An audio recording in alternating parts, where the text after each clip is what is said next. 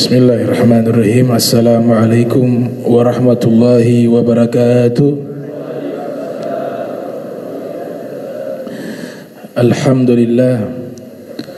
Alhamdulillahi rabbil alamin. Allahumma salli wa sallim ala sayyidina Muhammadin miftahi babi rahmatillah adada ma fi ilmillah, salatan wa salaman daimain mutalazimain bidawai mulkillah wa ala alihi wa sahbihi wa man wala, amma ba'du.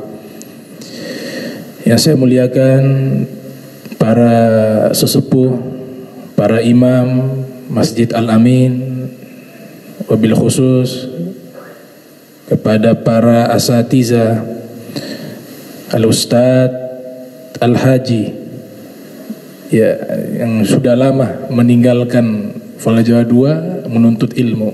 Dulu kita bermain sama-sama, sama kakaknya juga. Sekarang sudah mengabdi di Tobelo, ya, Azhar, Ustadz Azhar di Al-Khirat Tobelo mengabdi. Beliau juga membantu, bahkan menjadi guru di Al-Khirat. Nah, tadi disampaikan begitu mulianya ilmu agama, sehingga ilmu yang suci ini tidak bisa masuk ke dalam hati kecuali hati yang suci. Ilmu yang suci ini tidak akan bisa bermanfaat untuk kita amalkan kecuali niat kita baik dan benar. Ilmu yang suci ini tidak akan bisa menempel di otak kita kecuali otak yang bersih dan suci. Al-Imam Al-Ghazali rahimahumullah dengan saudaranya bernama Ahmad. Jadi Imam Ghazali punya saudara ulama, alim, faqih, kasyaf, namanya Al-Imam Ahmad. Jadi adik beliau. Namun memang namanya Al-Imam Ghazali terlalu besar, sehingga adiknya yang alim tidak banyak kita kenal.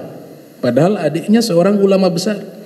Ibaratnya ada lampu stadion dengan lampu 10 watt. Kalau sudah ada lampu stadion, lampu 10 watt sudah tidak bisa terang. Itu diibaratkan Al-Imam Ghazali dengan saudara beliau. Nah, Al-Imam Al-Ghazali menceritakan sebagaimana dinukilkan oleh Al-Imam Ibnu Khalkan yang lahir tahun 608 Hijriah, meninggal 681 Hijriah, dalam kitabnya Wafayatul A'yan. Di awal-awal belajarnya Al-Imam Ghazali di pondok pesantren bersama saudaranya Ahmad, itu tujuannya cari makan, bukan cari ilmu. Karena ayah beliau sudah meninggal. Ibu beliau bukan orang yang memiliki harta yang berlimpah, seorang yang ekonomi di strata bawah, orang fakir.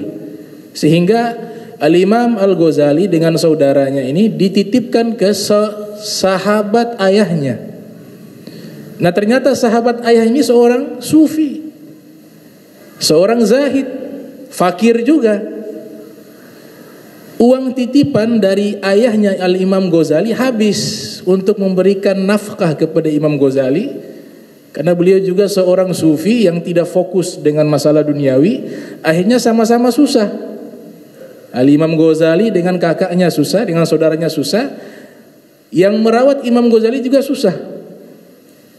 Maka cari akal, bagaimana nih makanan kalian sehari-hari?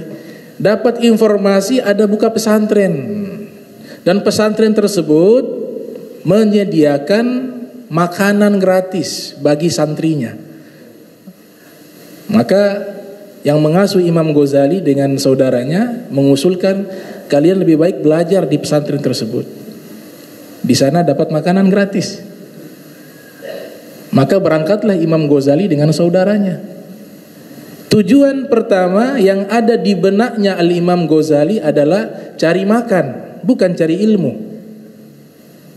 Ternyata ketika masuk ke dalam pesantren, Al-Imam Al-Ghazali belajar dengan sungguh-sungguh, ilmu tidak masuk. Maka Imam Ghazali merenungkan, kenapa saya sulit sekali menghafal? kenapa saya sulit sekali memahami penjelasan guru ketika menyampaikan ilmu kepada saya. Maka Imam Ghazali merenung dengan saudaranya Al-Imam Ahmad. Akhirnya mereka menarik kesimpulan, mungkin niat kita salah. Bukankah kita datang kemari kan cari makan, bukan cari ilmu? Wahai saudaraku, kata Imam Ghazali, mulai sekarang kita rubah niat. Kita ke sini bukan cari makan, tapi cari ilmu agama, menuntut ilmunya Nabi Muhammad sallallahu alaihi wasallam. Maka setelah itu ilmu masuk dengan mudahnya. Nah, ini yang disampaikan oleh Al-Imam Al-Ghazali, talabna ilma li ghairillah fa aba illa ayyakuna lillah. Kami menuntut ilmu niatnya bukan karena Allah, ternyata ilmu menolak kami. Tapi tatkala kami rubah niatnya untuk Allah, untuk diamalkan, untuk disampaikan kepada saudara yang muslim, maka di saat itu ilmu dengan mudahnya kami kuasai, kata Al-Imam Al-Ghazali rahimahullah. Dan siapa yang tidak kenal dengan Al-Imam Al-Ghazali? Ya, min syarq ilal maghrib, min syarqi ilal gharbi, dari timur sampai barat, muslim non muslim kenal Imam Ghazali. Imam Ghazali terkenal di Eropa sebagai tokoh filsafat, sebagai penemu jantung, alat jantung, pompa jantung, sebagai pemikir dunia, diakui oleh orang-orang barat yang ada di Eropa. Bahkan seorang doktor di Jerman namanya Profesor Dr. Skimmel, ia membuat riset ilmiah tentang tokoh-tokoh besar yang ada di dalam agama Islam. Dia mengambil kesimpulan bahwa di dalam agama Islam 4 orang tokoh yang sangat berpengaruh atas perkembangan agama Islam di dunia ini. Yang pertama tentu saja yang membawa agama Islam, yaitu Nabi Muhammad sallallahu alaihi wasallam. Kemudian yang kedua Al-Imam Muhammad bin Ismail bin Ibrahim bin Mughirah bin Bardizbah Al-Bukhari, yang lahir tahun 194 Hijriah, meninggal 256 Hijriah. Al-Imam Bukhari beliau masukkan sebagai tokoh yang sangat berpengaruh bagi umat Islam dan agama Islam. Kemudian yang ketiga, ia masukkan Al-Imam Abu Hasan Al-Asy'ari, seorang teologi di dalam ilmu akidah. Kemudian yang keempat dimasukkan Al-Imam Abu Hamid Al-Ghazali. 4 tokoh ini yang punya pengaruh sangat besar bagi agama Islam. Al-Imam Al-Ghazali bukan ulama yang sembarangan. Seorang pakar hadis dunia, pakar tafsir, pakar sejarah, pakar ilmu jarhi wa ta'dil, bernama Al-Imam Muhammad bin Ahmad Al-Zahabi, yang lahir tahun 673 Hijriah, meninggal tahun 748 Hijriah. Dalam kitabnya Syiaru A'lami Nubala, saya belum dapati beliau memuji para ulama sehebat beliau memuji Imam Ghazali dalam kitabnya. Saya sudah baca kitabnya Syiaru A'lami Nubala, 16 jilid. Ulama-ulama yang populer saya sudah baca semuanya satu persatu. Dan saya dapati pujian yang paling luar biasa yang disampaikan oleh Imam Al-Zahabi itu beliau tujukan kepada Al-Imam Al-Ghazali. Beliau katakan begini dalam kitab tersebut, Al-Imam Al-Ghazali Al-Imam Asy-Syaikh, seorang imam, seorang guru besar, Al-Bahr. Ini kalau ulama sudah menyatakan Al-Bahr ini bukan main-main. Al-Bahr ini artinya lautan. Artinya apa? Ilmunya seluas lautan. Hujjatul Islam, tempat rujukannya seluruh ilmu agama Islam. Seluruh ilmu agama Islam, Hujjatul Islam. Kemudian beliau sampaikan juga U'dzubatuz zaman. Luar biasa itu kalimat. U'dzubatuz zaman. Satu keajaiban manusia yang pernah Allah ciptakan di dunia ini. Satu manusia yang ajaib yang pernah Allah ciptakan dan Allah hadirkan di dunia ini. Itu pernyataan Az-Zahabi. Zainuddin, perhiasan agama Islam. Zainuddin. Az-Zaka'ul Al-Mufrid, jenius, Kalau diartikan secara tekstual, cerdasnya kurang ajar. Mufrid itu melampaui batas. Az-zakaul mufrid, kecerdasannya luar biasa. Sahibu tasanif, seorang yang sangat aktif menulis karya-karya ilmiah. Al-Imam Abu Hamid Muhammad bin Muhammad bin Muhammad bin Ahmad Al-Ghazali At-Tusi Asy-Syafi'i, lahir tahun 450 Hijriah, meninggal 505 Hijriah. Jadi luar biasa Al-Imam Al-Ghazali rahimahumullah. Beliau dikisahkan oleh para ahli sejarah, sebenarnya beliau punya kitab itu yang beliau tulis banyak. Cuma yang sampai kepada kita kurang lebih 54 kitab. Beliau punya karya itu disensus oleh para ulama, itu mencapai 228 karya tulis beliau. 228 judul kitab dari berbagai fan ilmu.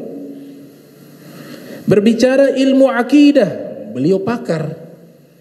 Walaupun beliau dikatakan sebagai ulama yang mengikuti paham akidah al-Asy'ariyah, namun di beberapa hal beliau berbeda karena beliau tingkatannya mujtahid, bukan muttabi', bukan muqallid. Beliau mujtahid, bisa disamaratakan dengan Abu Hasan derajat beliau dalam ilmu akidah. Makanya beliau menulis karya ilmiah tentang akidah berjudul Al-Iqtisad fil I'tiqad. Itu tentang masalah akidah. Kemudian beliau juga pakar di dalam ilmu fikih mazhab Syafi'i. Di antaranya kitab beliau yang sangat luas yang pernah kami pelajari, judulnya Al-Basit, Al-Wasit, Al-Wajiz. Ini 3 kitab fikihnya karya Al-Imam Ghazali. Kemudian nanti disyarahkan oleh Al-Imam Rafi' berjudul Fathul Aziz ala Syarhi Wajiz, ketika mensyarahkan kitab Al-Wajiznya Al-Imam Ghazali. Bahkan seorang ulama yang ada di Mesir namanya As-Sayyid Muhammad Murtada Az-Zabidi, pengarang kitab Syarah Ihya berjudul Ithaf Sadatil Muttaqin. Ada 15 jilid kitab tersebut membahas penjelasan kitab Ihya. Beliau mengatakan dalam kitab tersebut, laukana Al-Ghazali nabiyya lakanat mu'zizatuhu al-wajiz. Seandainya Imam Ghazali ini memang seorang nabi, maka mu'zizatnya adalah kitab Wajiz, kitab fikih beliau Al-Wajiz. Dan juga beliau pakar di dalam ilmu tasawuf. Jadi sebelum beliau pakar di dalam bidang ilmu tasawuf, beliau termasuk tokoh yang jama'a baina syari'ah wal haqiqah. Para ulama mengatakan beliau adalah salah satu tokoh yang memadukan antara syariat dan hakikat. Sebagian ulama mengatakan bahwa beliau memadukan antara akidah, syariah, tariqah, haqiqah dalam satu kitab beliau Ihya Ulumuddin.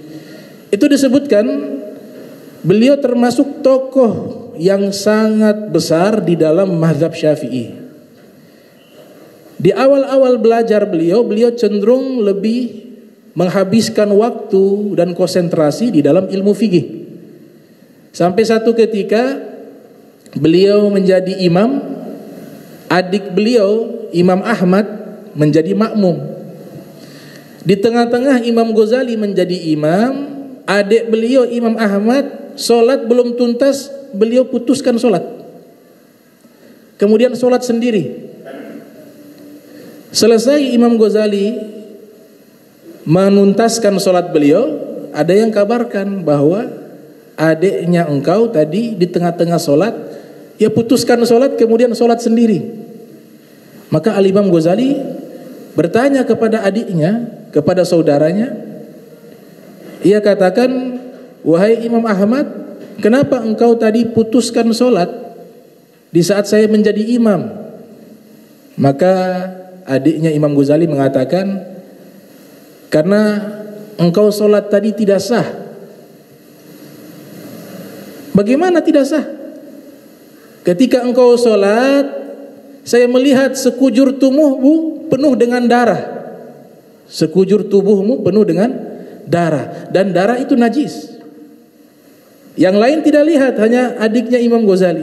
Ini adik atau kakak, ada khilaf di kalangan para ulama. Maka Imam Ghazali bilang tidak ada, bersih baju saja, pakaian saya bersih. Coba engkau pikirkan ketika engkau sholat, apa yang kau pikirkan? Dia bilang, iya tadi saya lagi memikirkan bab haid. Kan di dalam kitab fikih ada bab membahas tentang haid. Pada waktu itu beliau memang sedang memikirkan masalah tersebut, dan terlintas masalah tersebut ketika menjadi imam dalam sholat. Kata adiknya, nah itu yang menyebabkan keluar darah dari tubuhmu, dari kepalamu. Makanya saya putuskan sholat, karena saya melihat tidak sah sholatnya engkau. Maka Imam Ghazali meminta nasihat kepada saudaranya, bagaimana kiranya agar ilmu saya ini sempurna. Maka diisyaratkan, tuntutlah ilmu tasawuf dan jangan pernah tinggalkan ilmu fikih. Maka dipadukan oleh Imam Ghazali. Setelah itu beliau berangkat menuntut ilmu, dan dihitung karyanya 228 karya ilmiah yang beliau tulis. Sayangnya dibakar oleh bangsa Mongol ketika invasi ke Irak di tahun 656 Hijriah. Daulah Abbasiyah itu runtuh karena serangan dari bangsa Mongolia. Karya-karya ulama yang begitu banyak mereka bakar, mereka buang ke sungai Efrat dan Dajlah. Akhirnya termasuk kitabnya Imam Ghazali. Bahkan ada kitab tafsirnya Al-Imam Ghazali 40 jilid tafsir Al-Quran. Itu pun ikut terbakar. Sisanya ada sampai kepada kita, judulnya Jawahirul Quran wa Duraruhu. Akan tetapi ini bukan tafsir, cenderung kepada ilmu ulumul Quran. Ini sosok daripada Al-Imam Al-Ghazali rahimahumullah. Kemudian para ulama, mereka sangat kagum dan sangat berterima kasih kepada Al-Imam Al-Ghazali karena telah meninggalkan satu kitab yang sangat baik. Bahkan kitab ini ketika diamalkan maka pasti menjadi wali min auliyaillah. Banyak di kalangan para wali, para aulia, mereka pasti pernah bahkan mendalami secara keseluruhan kitab Imam Ghazali yang berjudul Ihya Ulumuddin. Ada kitab-kitab tasawuf beliau lainnya seperti Minhajul Abidin. Itulah kitab tasawuf terakhir beliau yang beliau susun setelahnya beliau meninggal dunia. Dan kitab ini disyarahkan oleh ulama yang ada di tanah Jawa, di Kediri, namanya Kiai Haji Ihsan Jampes Kediri. Judul kitabnya Sirajut Talibin. Kemudian kitab beliau juga ada yang populer sebagai prolog. Sebelum kita baca kitab Ihya, kita pelajari kitab Ihya, beliau juga membuat kitab prolog, mukaddimah. Sebelum mempelajari Ihya, kitabnya berjudul Bidayatul Hidayah.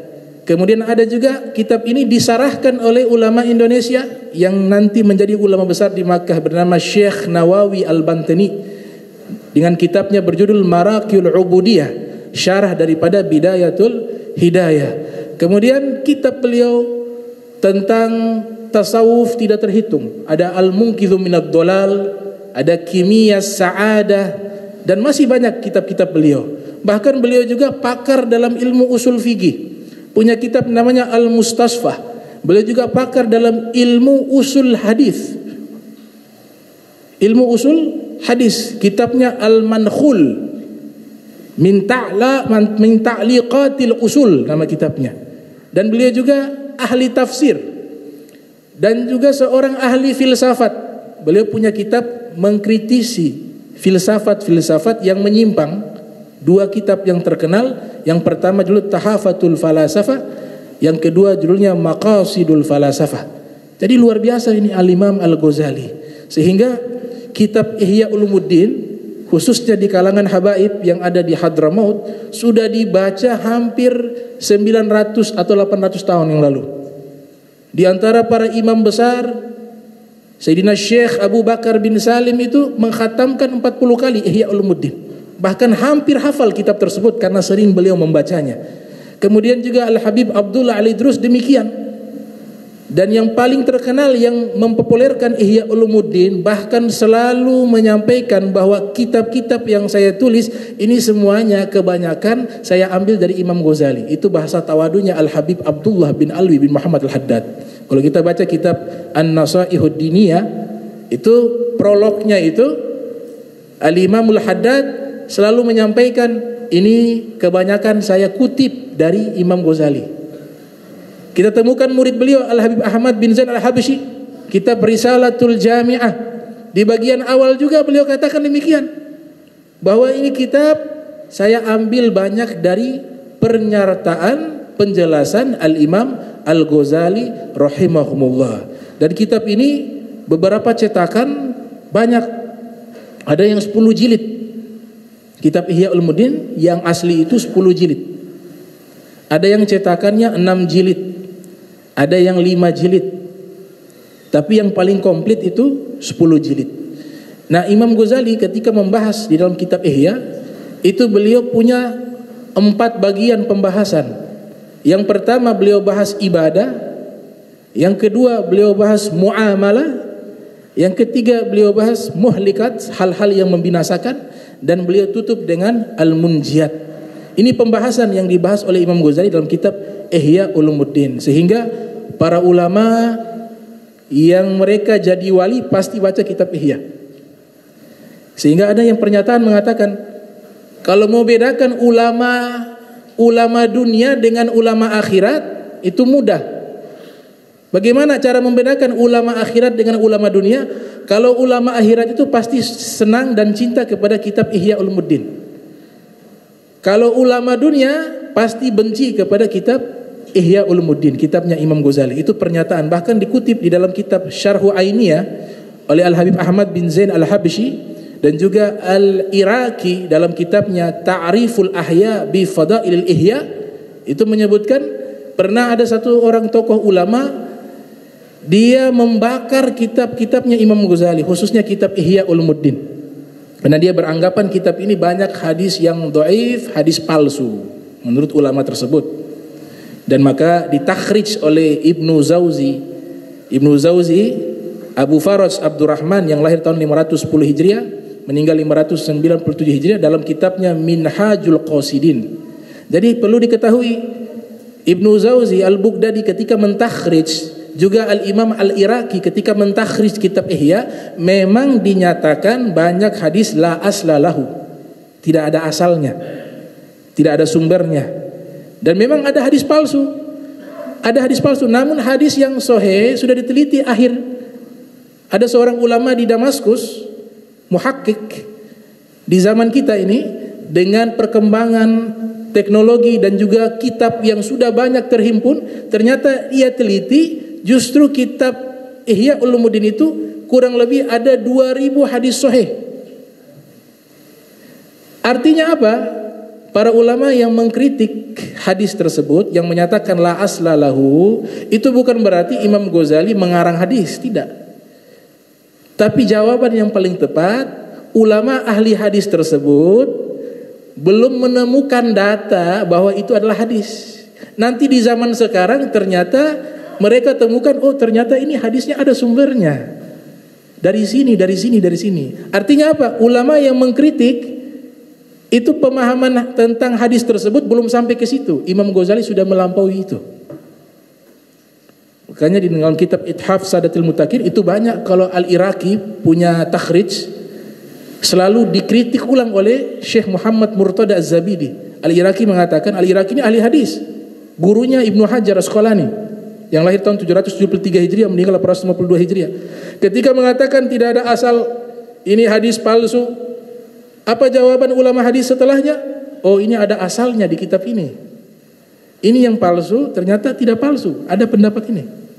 Bahkan di dalam kitab Al-Mawdu'at, kumpulan hadis-hadis palsu 2 jilid karya Ibnu Zawzi Al-Baghdadi, di situ Imam Zahabi mengatakan ternyata di dalam kitab tersebut juga banyak hadis-hadis hasan namun dinilai lemah dan palsu oleh Ibnu Zawzi. Nah, di sini terbukti bahwa Imam Ghazali ini seorang ulama yang melampaui ulama lainnya dari sisi intelektual dan ilmu.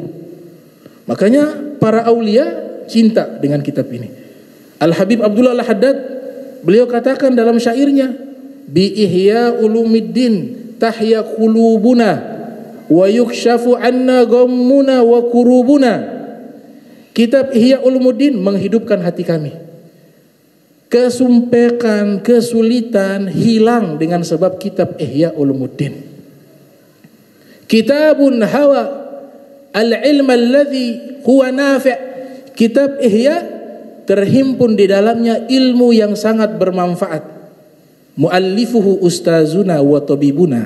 Ini pujian dari Imam Haddad. Al-Habib Abdullah Al-Haddad mengatakan yang menyusun kitab tersebut guru kami. Jadi Imam Haddad menganggap Imam Ghazali guru besarnya beliau. Wa tabibuna, dan dokter kami. Kitabun hawa ilma kitab wa sunnah wa ma qalahu awahuna wa munibuna. Kitab Ihya Ulumuddin adalah kitab yang mengumpulkan seluruh ilmu Al-Quran dan hadis Nabi Muhammad SAW, sebagaimana yang dikatakan oleh para aulia leluhur kami, kata Al-Habib Abdullah Al-Haddad radhiyallahu ta'ala anhu. Bahkan dikatakan oleh Al-Habib As-Sayyid Abdurrahman bin Muhammad As-Saqaf, seorang ulama abad ke-8 Hijriah yang ada di Tarim, yang ada di Hadramaut. Beliau mengatakan begini, Waman lam yutali ihya ma fihil haya. Orang yang tidak pernah belajar kitab Ihya, orang itu gak punya malu. Bahkan Al-Habib Ali bin Abu Bakar Sakran juga menyatakan, lau qallaba awraqal ihya kafirun la aslam. Fa fihi sirrun khafiyun yazzibu al-qulub shibhal magnetis. Seandainya orang kafir mereka membuka kitab Ihya Ulumuddin dan membacanya dengan baik, dengan pemahaman yang benar, la aslam, pasti masuk Islam. Karena di dalam kitab tersebut ada rahasia yang tersembunyi yang bisa menarik hati orang yang membacanya, bagaikan magnet yang menarik besi. Itu pernyataan Al-Habib Ali bin Abu Bakar Sakran. Ada juga Al-Imam An-Nawawi. Al-Imam An-Nawawi yang lahir 631 Hijriah, meninggal 676 Hijriah. Beliau mengatakan pujian yang luar biasa terhadap kitab Ihya. Kadal Ihya ayyakuna Qur'ana. Hampir-hampir kitab Ihya mirip-mirip Al-Quran. Itu Imam Nawawi nyatakan. Ada juga dalam kitab Kashfuz Zunun karya Haji Khalifah Mustafa. Beliau katakan, lau zahabat ulumul kutubul islami wa baqiyal ihya. Seandainya seluruh ilmu agama Islam hilang, tapi masih ada kitab Ihya, kata beliau apa? La agna amma zahab. Maka kitab Ihya sudah cukup menggantikan seluruh ilmu di dalam agama Islam. Itu pernyataan para ulama, begitu hebatnya kitab Ihya Ulumuddin. Kemudian saking hebatnya kitab Ihya, Al-Imam Al-Iraqi membuat kitab khusus hanya membahas kemuliaan kitab Ihya Ulumuddin, dan beliau kumpulkan data-data para ulama yang menyanjung Imam Ghazali dengan karya beliau Ihya Ulumuddin. Nama kitabnya Ta'riful Ahya bi Fadailil Ihya, membahas begitu hebatnya kitab Ihya Ulumuddin. Al-Habib Abdullah Al-Haddad beliau menyimpulkan kitab Ihya kan terlalu tebal, orang awam tidak mampu membacanya dan sulit memahami bagi orang yang tidak punya guru, mursyid. Walaupun termasuk kitab tasawuf yang masih bisa dibolehkan bagi orang awam membacanya, masih bisa. Beda dengan kitabnya Ibnu Arabi yang dilarang. Bukan karena kitabnya tidak baik, tapi pemahaman kita belum mampu sampai di situ, makanya dilarang orang awam membacanya. Namun Al-Habib Abdullah Al-Haddad beliau merangkum. Jadi ada 10 jilid kitab Ihya Ulumuddin. Al-Habib Abdullah Al-Haddad mengambil substansi dan esensi dari kitab Ihya jadi 10 bait syair. Di dalam kitab Diwan Al-Imam Al-Haddad ada 10 syair, 10 bait itu 10 baris. Jadi 10 baris ini sudah menjelaskan seluruh isi inti di dalam kitab Ihya. Itu pernyataan para ulama. Yang pertama, Al-Habib Abdul Haddad mengatakan, "Alaika bitaqwallah fi sirri wal alan wa qalbaka nazzifhu minar rijsi wad daran." Hendaklah engkau bertakwa kepada Allah di saat sembunyi dan di saat terang-terangan. Makanya Imam Ghazali bab khusus tentang takwa dibahas di kitab Ihya. Dan bersihkan hatimu dari najis dan kotoran. Wa khalif hawa nafsi allati laisa qasduha siwal jam'i liddaril lati hashuhal mihan. Dan lawanlah hawa nafsu yang selalu mendorong jiwa kita terfokus kepada mengumpulkan harta duniawi yang fana. Yang tempat ini adalah tempat banyaknya ujian dan fitnah. Washab dzawil ma'rufi wal ilmi wal huda wala wa wajanib wala tazhab hudita maniftatana. Kemudian bersahabatlah dengan orang-orang yang mereka selalu melakukan kebaikan, orang-orang yang memiliki ilmu, orang-orang yang selalu memberikan petunjuk kebaikan. Jangan pernah bersahabat dekat dengan orang-orang yang membawa fitnah kepadamu. Maka niscaya engkau akan mendapatkan petunjuk dari Allah Subhanahu wa taala. Maknanya adalah kalau kita bersahabat dengan orang soleh, orang baik, kemudian kita hindari orang-orang yang nanti pengaruhi kita dalam kejahatan, maka secara otomatis Allah akan berikan petunjuk kepadanya, kepada kebaikan.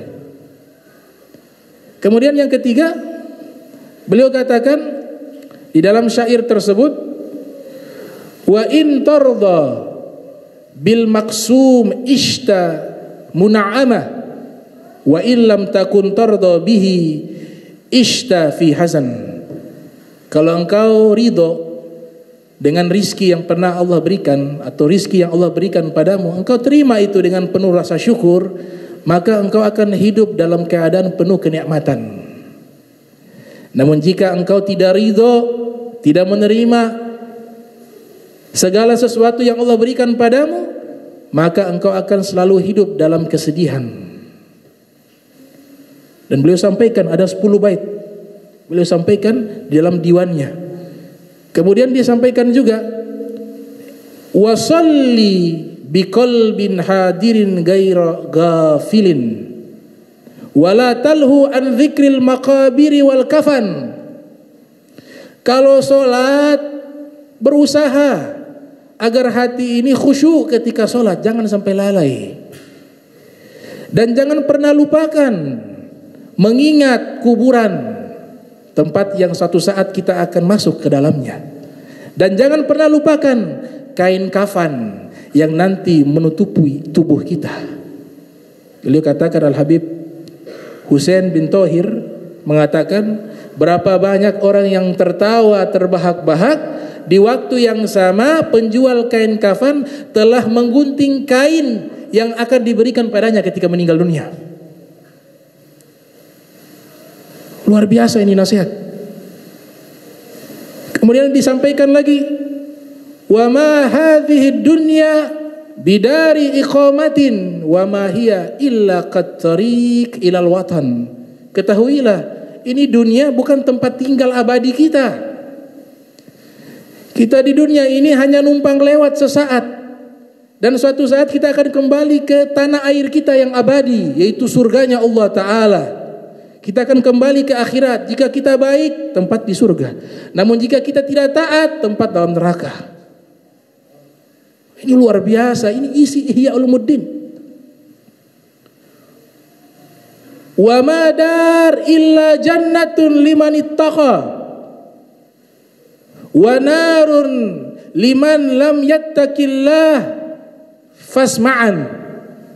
Ketahuilah wahai manusia, wahai umat Islam, umat yang mengaku umat Nabi Muhammad sallallahu alaihi wasallam, rumah kita yang sebenarnya itu di surga. Itulah tempat tinggal yang sesungguhnya. Itulah yang abadi. Itulah realita yang sesungguhnya. Ad-dunya kassarab. Dunia yang ada saat ini kita hidup bagaikan fata morgana. Gharra man ra'ahu wa khaba man rajahu. Menipu orang yang melihatnya dan sia-sia orang yang banyak berharap kepadanya. Wanar, dan api neraka Allah sediakan bagi orang yang tidak mau taat kepada Allah Subhanahu wa taala. Fa ya rabbi amilna bilutfika wakfina. Maka ya Allah, berikanlah kepada kami kebaikan dengan sifat lembutmu kepada hambamu yang lemah ini. Jagalah kami ya Rabb bijudika, dengan kedermawananmu ya Allah. Wa'simna minaz zaigi wal fitan, jagalah kami dari penyimpangan dan berbagai macam fitnah. Wa waffiq wasaddid waslil hal wahtadaina atau wahdina, maka berikanlah taufik kepada kami, berikanlah hati kami selalu condong kepada kebenaran, dan perbaikilah keadaan kami, dan berikanlah kami petunjuk. Wahdina li sunnati, untuk mengikuti jalan sunnah Nabi Muhammad sallallahu alaihi wasallam. Wa alaihi salatullah thumma salamuhu salatan wa taslima ila akhir zaman. Maka senantiasa salawat dari Allah dan salam tercurahkan kepada Nabi Muhammad sallallahu alaihi wasallam sampai akhir waktu nanti. Ini 10 bait yang saya ringkas isi dari keseluruhan kitab Ihya Ulumuddin. Ini 10 bait syair ini kalau kita amalkan luar biasa. Kita sudah mengamalkan kitab Ihya Ulumuddin dan menjadi orang-orang yang dekat dengan Allah, dekat dengan Nabi Muhammad sallallahu alaihi wasallam. Terakhir ditutup oleh Al-Habib Abdul Al-Haddad yang beliau selalu mengurang-urang syair tersebut, yaitu harapan kepada Nabi agar jangan pernah melupakan beliau di hari kiamat.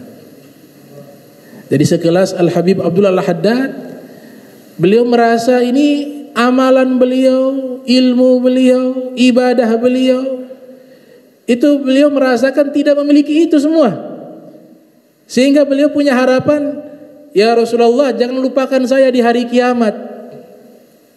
Nabi al-huda la tansani min syafa'atin fa inni musi'un dzu dzarairi. Kata Imam Haddad radhiyallahu anhu, wahai Nabi Muhammad sang pembawa petunjuk, tolong jangan lupakan saya, Abdullah Al-Haddad. Jangan lupakan saya. Saya ini hanya berharap syafaatmu di yaumil qiyamah, wahai Nabi Muhammad SAW. Fa inni musi'un, karena saya Abdullah Al-Haddad seorang hamba yang banyak dosa. Dzu dzarairi, banyak kesalahan dan kekurangan. Maka Nabi, tolong jangan lupakan saya, Al-Habib Abdullah Al-Haddad. Padahal beliau mata Allah sudah jaga, suci, bersih, dari kecil buta, tidak pernah maksiat mata sampai meninggal dunia. Beliau menyatakan seluruh sunnah Nabi saya sudah lakukan. Hanya satu yang belum sempat lakukan, yaitu dalam beberapa riwayat hadis Nabi punya rambut pernah panjang sampai di bahu. Imam Haddad ketika meninggal dunia, ketika hidup belum pernah rambutnya sepanjang itu, sampai di bahu. Di saat meninggal dunia, rambutnya panjang sampai ke bahu. Artinya apa? Beliau sudah genap melengkapi, sudah melaksanakan seluruh sunnah Nabi Muhammad sallallahu alaihi wasallam. Anta habibullah qad turja syafa'atuhu inda sirati idza madzallat qadam. Imam Bur'i mengatakan, engkau kekasih Allah. Anta habibullah qad turja syafa'atuhu. Kami harap syafaatmu ya Nabi. Yaumul qiyamah, inda sirat, indal mahsyar, fi yaumin tsaqil. Engkau kekasih Allah. Engkau yang bisa berbicara dengan Allah di hari itu. Engkau yang diizinkan oleh Allah bisa berdialog dengan Allah. Sedangkan seluruh makhluk, manusia, jin, malaikat tidak ada satu pun diberikan izin berbicara kepada Allah di hari itu kecuali Nabi Muhammad.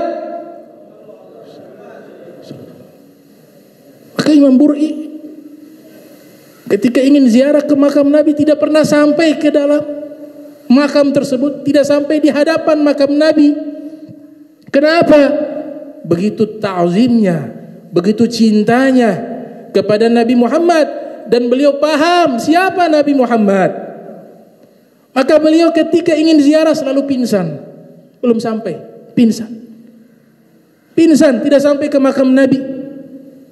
Akhirnya beliau buat syair, anta habibullah turja syafa'atuhu inda sirati idza ma dhallat qadamu laulaka ma khuliqat syamsun wala qamarun wala samaun wala lauhun wala qalamu.